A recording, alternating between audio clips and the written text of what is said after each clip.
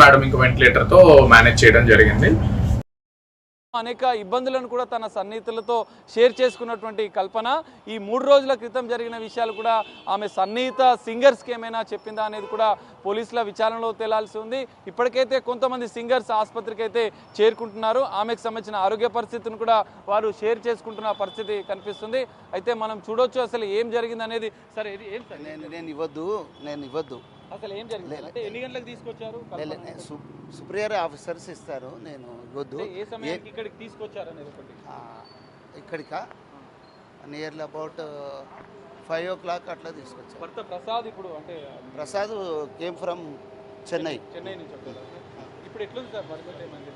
ప్రస్తుతం వెంటిలేషన్ మీద ఉంది, పర్వాలేదు, మంచిగా అవుతుంది.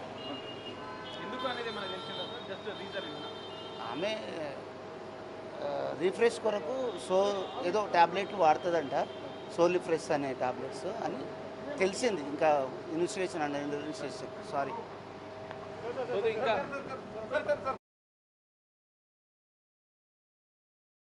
ప్రాథమిక విచారణలో ఇటు తనకి తన కూతురికి కూడా సరిగా పడటం లేదంటూ వాళ్ళిద్దరికి కూడా గొడవలు జరుగుతున్నట్టుగా తెలుస్తోంది. దీనికి సంబంధించిన అప్డేట్స్ మా ప్రతినిధి సాగర్ లైవ్ లో అందించడానికి సిద్ధంగా ఉన్నారు. సాగర్, చెప్పండి, ఇటు తనకి తన కూతురికి మధ్య కూడా కొన్ని గొడవలు జరుగుతున్నట్టుగా తెలుస్తోంది. అసలు దానికి సంబంధించిన అప్డేట్స్ సింగర్ కల్పన హెల్త్ అప్డేట్ని కొద్దిసేపటి క్రితమే వైద్యులు ఒక ప్రకటనలో విడుదల చేసిన పరిస్థితి కనిపిస్తుంది. ఇప్పటికైతే కల్పన ఆరోగ్య పరిస్థితి నిలకడగానే ఉంది. నిన్న నిద్ర మాత్రలు తీసుకోవడం వల్లనే, అధిక మోతాదులో తీసుకోవడం వల్లనే ఆమె అపస్మారక స్థితిలోకి వెళ్ళినట్లు కూడా, అన్కాన్షియస్కి వెళ్ళినట్లు కూడా వైద్యులు నిర్ధారించారు. వెంటనే ఆమెకి స్టమక్ వాష్ చేసి ఆమెకు ట్రీట్మెంట్ ఇచ్చారు. వెంటిలేటర్ సాయంతో ట్రీట్మెంట్ అవసరమైంది. ఎందుకంటే లంగ్స్లో నీరు చేరడం వల్ల ఆమెకి అంటే వెంటిలేటర్ ద్వారా ట్రీట్మెంట్ అవసరమైందని చెప్పి ఇటు వైద్యులు చెప్తున్న పరిస్థితి మనకు కనిపిస్తుంది. సో ఈ నేపథ్యంలో ఇప్పటికైతే అవుట్ ఆఫ్ డేంజర్, ప్రాణాపాయ స్థితి ఏం లేదు, నిలకడగానే కల్పన ఆరోగ్యం ఉందని చెప్తున్నారు. అయితే ఆమె ఆత్మహత్య యత్నం చేసుకుందా, లేదంటే ఈ స్లీపింగ్ టాబ్లెట్స్ ని ఓవర్ డోస్ గా ఎక్కువ మోతాదులో తీసుకుందా అన్న కోణంలో కూడా ఇప్పటికీ పోలీసులు ఇంకా దర్యాప్తు చేస్తున్నారు. భర్త, ఎందుకంటే నిన్న 2 రోజుల క్రితం భర్త చెన్నైకి వెళ్ళాడని చెప్పి ఇటు పోలీసుల విచారణలో కూడా చెప్పిన నేపథ్యంలో మరికొన్ని విషయాలు కూడా ఈ కేసులో కీలక విషయాలు కూడా బయటకు వస్తున్న పరిస్థితి మనకు కనిపిస్తుంది. ఎందుకంటే మొదటగా భర్తకి, భార్యాభర్తలకు కల్పన భర్త ప్రసాద్ ప్రభాకర్ కి ఏమైనా విభేదాలు ఉన్నాయా భార్యాభర్తల మధ్య అన్న కోణంలో కూడా పోలీసుల దర్యాప్తు కొనసాగుతుంది. అయితే పోలీసులు భర్తను అదుపులోకి తీసుకొని నిన్న రాత్రి 9 గంటల సమయంలో చెన్నై నుంచి హైదరాబాద్ వచ్చినటువంటి కల్పన భర్త ప్రసాద్ ప్రభాకర్ ని కూడా అదుపులోకి తీసుకొని విచారించారు. అయితే రెగ్యులర్ గా ఆమె నిద్ర మాత్రలు తీసుకుంటుంది. నిన్న నాకు సాయంత్రం కూడా ఫోన్ చేసింది, నేను అన్కాన్షియస్ లోకి వెళ్తున్నానని చెప్పి ఆమె ఫోన్ చేసినట్టుగా కూడా ఇటు భర్త విచారణ స్టేట్మెంట్ లో కూడా తెలిపిన పరిస్థితి. వెంటనే ఆయన ఆ అపార్ట్మెంట్ కి సంబంధించినటువంటి వారికి కూడా ఆయన చెప్పిన పరిస్థితి. ఈ నేపథ్యంలో మరికొన్ని కీలక అంశాలు కూడా ఈ కేసులో బయటకు వస్తున్నాయి. ప్రధానంగా కల్పన మొదటి భర్త కుమార్తె, 19 ఏళ్ల కుమార్తె, ఆమె కేరళలో ఎడ్యుకేషన్ కొనసాగిస్తున్నట్లుగా తెలుస్తుంది. ఆమెతో కొన్ని విభేదాలు ఉన్నాయి. ఈ మధ్య తరచుగా వారిద్దరి మధ్య చిన్న చిన్న గొడవలు జరుగుతున్నాయి. మరి ఈ గొడవలే ఆమె ఆత్మహత్య యత్నం చేసుకోవడానికి ప్రధాన కారణమా అన్న కోణంలో కూడా పోలీసులు అనుమానాలు వ్యక్తం చేస్తున్నారు. ఇప్పటికే ఇటు భర్త స్టేట్మెంట్ లో కూడా కొన్ని విషయాలు, వీళ్ళిద్దరికి సంబంధించిన తల్లి కూతురికి మధ్య కొన్ని విభేదాలు, గొడవలు ఉన్నట్లుగా కూడా ఆయన స్టేట్మెంట్ లో చెప్పిన నేపథ్యంలో ఆ కోణంలో అయితే పోలీసుల దర్యాప్తు ఇంకా కొనసాగుతుంది. ఇటు కూతురికి సంబంధించిన స్టేట్మెంట్ కూడా తీసుకునే అవకాశం ఉంది. కూతురుని ప్రశ్నించిన అనంతరం కూడా ఇటు తల్లి కూతుర్ల మధ్య ఏం జరిగింది, రీసెంట్ గా వాళ్ళు లాస్ట్ లో మాట్లాడిన 2 రోజుల క్రితం కావచ్చు, నిన్న కావచ్చు, లేటెస్ట్ గా ఆమె కాల్ డేటా ఆధారంగా కూడా కూతురుతో మాట్లాడినట్లుగా కూడా పోలీసుల విచారణలో తేలిన నేపథ్యంలో మరి కూతురికి వీళ్ళిద్దరికి మధ్య విభేదాలు ఏమైనా ఉన్నాయా, కూతురికి ఇటు కల్పనకు గొడవలే ఆత్మహత్య యత్నానికి కారణమా, స్లీపింగ్ టాబ్లెట్స్ ను ఎక్కువ మోతాదులో తీసుకుని ఆమె ఆత్మహత్య యత్నమే చేసిందా అనేది కూడా పోలీసులు నిర్ధారించే అవకాశం ఉంది. భర్త స్టేట్మెంట్ రికార్డ్ చేసిన పోలీసులు కూతురి స్టేట్మెంట్ కూడా రికార్డ్ చేసి అనంతరం కూడా ఈ కేసులో కీలక విషయాలు పోలీసులు బయటపెట్టే అవకాశం కనిపిస్తుంది.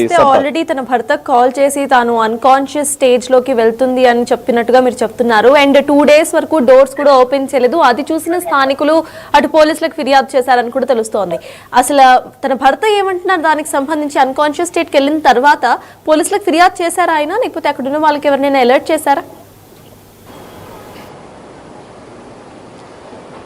ఎస్ సార్ తాజ్, ఖచ్చితంగా ఆయనకు నిన్న సాయంత్రం ఫోన్ వచ్చిన వెంటనే, కల్పన నుంచి ఫోన్ వచ్చిన వెంటనే ఆయన ఇటు స్థానికులకు అపార్ట్మెంట్లో ఉన్నటువంటి సొసైటీ వారికి, సెక్యూరిటీ వాళ్ళకి కూడా వెంటనే సమాచారం ఇచ్చారు. అటు పోలీసులకు కూడా స్థానికుల ద్వారా సమాచారం ఇచ్చినట్లు తెలుస్తుంది. వెంటనే పోలీసులు అక్కడికి చేరుకొని ఆమె లోపల ఏదైతే మెయిన్ డోర్ నుంచి కాకుండా మెయిన్ డోర్ ఓపెన్ చేయకపోవడంతో అపార్ట్మెంట్ వాసులు కూడా ప్రయత్నం చేశారు, ఆమెకు ఫోన్ చేసి ప్రయత్నం చేశారు.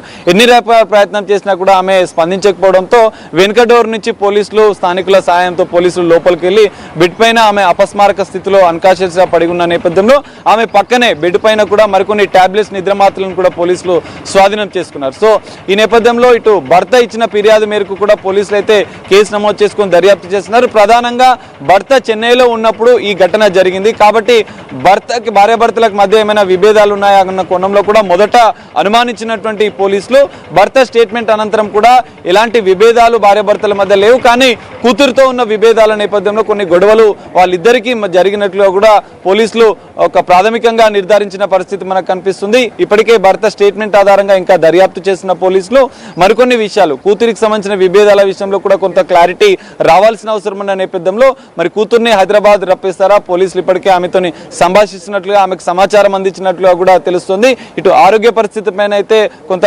వైద్యులైతే నిలకడ ఉందని అప్డేట్ ఇచ్చిన నేపథ్యంలో ఇటు విచారణను కూడా వేగవంతం చేసే అవకాశం మనకు కనిపిస్తుంది. ఎందుకంటే ఇప్పటివరకు అయితే భర్త స్టేట్మెంట్ రికార్డ్ చేసిన పోలీసులు కూతురి స్టేట్మెంట్ కూడా రికార్డ్ చేసే అవకాశం ఉంది. మరి కూతురికి ఇటు కల్పనకి మధ్య ఎలాంటి విభేదాలు ఉన్నాయి, గొడవలకు గల కారణాలు ఏంటి అన్న అంశాలను కూడా పోలీసుల దర్యాప్తులో తేలే అవకాశం ఉంది.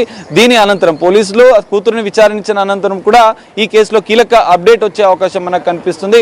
ఎందుకంటే ఇప్పటికే ఆమె ఆత్మహత్య యత్నం చేసుకుందా లేదంటే స్లీపింగ్ పిల్స్ ని ఎక్కువ మోతాదులో తీసుకుందా అనేది ఇంకా డౌట్ గా ఉన్న నేపథ్యంలో పోలీసుల దర్యాప్తు అయితే కీలకంగా మారనుంది. పోలీసుల దర్యాప్తు అనంతరం ఈ గొడవలు కారణమా లేదా అనేది కూడా వాళ్ళు తేల్చే అవకాశం కనిపిస్తుంది. భర్త కూతురుకు సంబంధించి ఇటు విభేదాలు ఉన్నట్టుగా తెలుస్తోంది. సో తన